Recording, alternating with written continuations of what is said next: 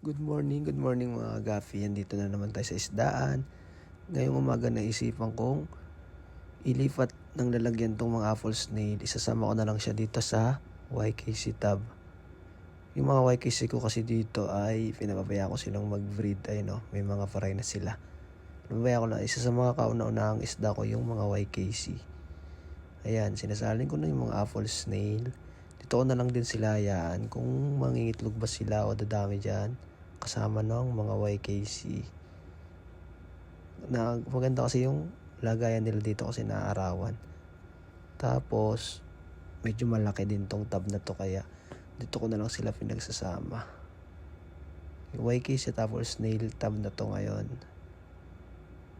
May snore, ano yan? Hindi ko magets ganun tawag doon pero nabili ko lang din yan eh. Kaso namamatay sila kaya hindi ko rin alam kung paano sila alagaan. Kaya pinababayaan ko na lang. Tapos yung mga apple snail naman, mabilis silang lumaki. Lalo na pag nasa mga tank sila tapos laging nakakain ng mga tira.